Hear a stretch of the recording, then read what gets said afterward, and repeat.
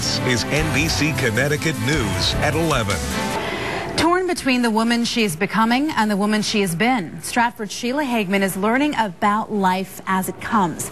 The former stripper and now mother of three shares her personal story of self-acceptance in her memoir, Stripping Down. Thank you so much for joining me. Thank you for having me here. Critics call this memoir painfully honest. And we've got to ask, what made you decide to become a stripper?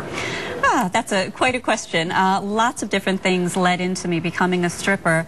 I think a lot had to do with my childhood, and then I also think I found my dad's porn chest when I was 13. This was right after my parents' divorce.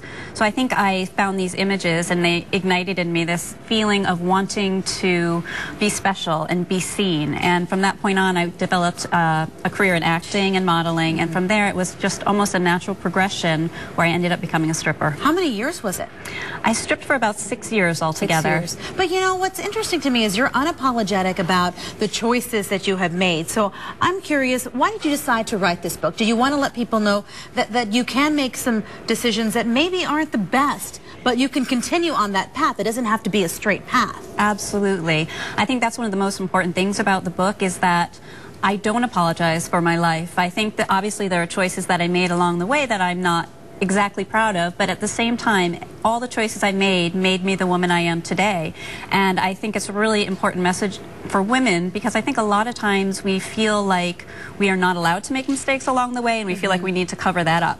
So a big part about writing this book was to let women know it's okay. We've all made certain choices along the way, and it doesn't define who we are and who we can become. And considering you're a mother of three, yes, I'm sure you've heard some great things about your book. I'm sure you've had critics. What are each of the sides saying? Let's be honest here. Okay. Well, the good side, I'm hearing from a lot of women, and even some men, but mostly women, that they are feeling like I'm expressing things that they were never able to express. And even though not every woman obviously was a stripper or a nude model, a lot of women have obviously had some kind of a issue while they were dealing with their sexuality growing up. Maybe a body issue or something exactly. like that. Definitely lots of body issue, self-image, and that my book helps them to articulate what they've experienced and to feel like I'm speaking for them. And critics? Critics say, how can you do this? How can you write a book about something that most women should hide, that you don't want your children to know about?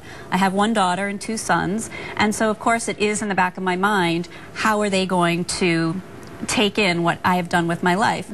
But my policy, I believe, is honesty, and it's honesty in a way that they can understand. So it doesn't mean I'm going to tell them about all the lurid stuff in my past, but I have to understand that one day they probably will read some of my work.